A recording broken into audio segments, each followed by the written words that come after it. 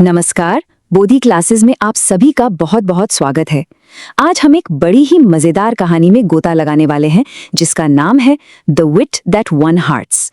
ये कहानी हमें बताती है कि कैसे कभी-कभी बड़ी से बड़ी लड़ाइयां भी तलवार से नहीं बल्कि तेज दिमाग और एक प्यारी सी मुस्कान से जीती जा सकती हैं। तो चलिए इस अनोखी कहानी की दुनिया में कदम रखते हैं। हमारी कहानी शुरू होती है विजयनगर साम्राज्य के स्वर्ण युग से।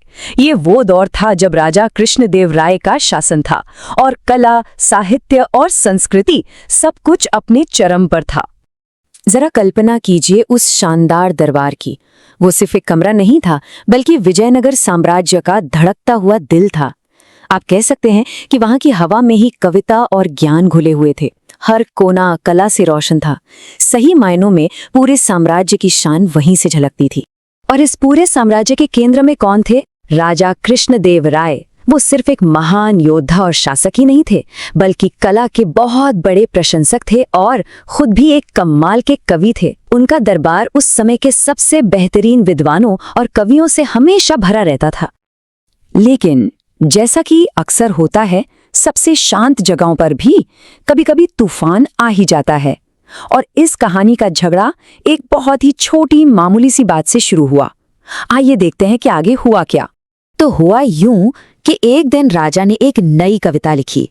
वो बहुत उत्साहित थे और सीधे अपनी रानी के पास पहुंचे उसे सुनाने के लिए। उन्हें पूरी उम्मीद थी कि रानी उनकी कला की तारीफ जरूर करेंगी। माहौल में एक गर्व और उम्मीद की खुशी थी। लेकिन कहानी में एक मोड़ आ गया। दिन भर के काम से थकी हुई रानी कविता सुनते सुनते अनजाने में ही जम्हाई ले लेती हैं। एक बहुत ही छोटी सी, बिल्कुल स्वाभाविक सी बात। लेकिन यही छोटी सी बात पूरे दरबार में एक तूफान लाने वाली थी। राजा ने इसे अपनी बेइज्जती समझ लिया। उनका अहंकार, उनका ईगो उनकी समझ पर हावी हो गया। वो ये देख ही नहीं पाए कि रानी सिर्फ थकी हुई थी। उन्हें लगा कि ये उनकी कविता का अपमान है और बस उन्होंने रानी से बात करना ही बंद कर दिया।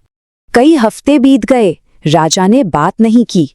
अब दुखी होकर रानी ने सोचा कि इस उलझी हुई गुत्थी को कोई सुलझा सकता है तो वो सिर्फ एक ही व्यक्ति है, दरबार के सबसे चतुर इंसान तेनालीराम। और यहीं से कहानी में होती है हमारे हीरो तेनालीराम की एंट्री। उन्होंने राजा से सीधी टक्कर लेने के बजाय एक बहुत ही अनोखा और मजेदार रास्ता निकाला। उनकी योजना उनकी बुद्धिमत्ता का एक शानदार नमूना है। तेनालीराम कोई मामूली दरबारी नहीं थे। वो एक कवि थे, एक चतुर सलाहकार थे और एक ऐसे इंसान थे जो अपनी हाजिर जवाबी से किसी भी मुश्किल को चुटकियों में हल कर देते थे। उनकी समझदारी और मजाक के किस्से तो पूरे साम्राज्य में मशहूर थे। तो अगले दिन दरबार में खेती पर बात चल रही थी। तभी तेनालीराम ने एक बड़ा ही अजीब आइडिया पेश किया। उन्होंने कहा कि उनके पास कुछ जादुई धान के बीज हैं जिनसे फसल 3 गुना तक बढ़ सकती है। जाहिर है पूरे दरबार का ध्यान उनकी तरफ खिंच गया। तेनाली की रणनीति बहुत सीधी सादी थी लेकिन बहुत गहरी। पहला कदम जादुई बीजों से राजा का ध्यान खींचना। दूसरा कदम एक ऐसी मजेदार शर्त रखना जो किसी से पूरी ना हो सके। और तीसरा और सबसे जरूरी कदम, इस पूरे खेल के जरिए राजा को खुद ब खुद उनकी गलती का एहसास दिलाना, वो भी बिना कुछ कहे।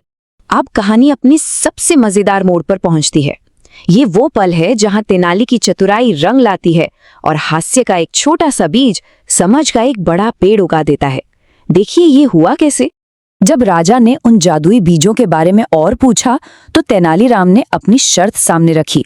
उन्होंने कहा, महाराज, ये बीज तभी उगेंगे जब इन्हें कोई ऐसा व्यक्ति बोए जिसने अपनी पूरी जिंदगी में कभी जम्हाई न ली हो। ये सुनते ही पूरा दरबार ठहाकों से गूंज उठा। अरे भाई, ऐसा इंसान तो मिलना नामुमकिन है ना? और उसी हंसी के बीच राजा को अचानक रानी वाली घटना याद आ गई। उन्हें फौरन अपनी गलती का एहसास हुआ कि जम्हाई लेना कितनी स्वाभाविक बात है। और बस राजा ने अपनी गलती मान ली। उन्हें समझ आया कि कैसे उनके अहंकार ने सच पर पर्दा डाल दिया था। वो सीधे रानी के पास गए, माफी मांगी और महल में एक बार फिर से शांति और खुशी का माहौल लौट आया। ये कहानी सिर्फ एक मजेदार किस्सा नहीं है बल्कि ये हमें जिंदगी के कुछ बहुत जरूरी सबक भी सिखाती है। चलिए अब जरा देखते हैं कि हम इस कहानी से क्या-क्या सीख सकते हैं। तो ये कहानी हमें 2 ताकतों के बीच का फर्क दिखाती है। एक तरफ है अभिमान, जो सच देखने नहीं देता और रिश्तों में दरार डालता है, और दूसरी तरफ है हाजिर जवाबी, जो मजाक मजाक में ही बिना किसी को दुख पहुंचाए सच को सामने ले आती है।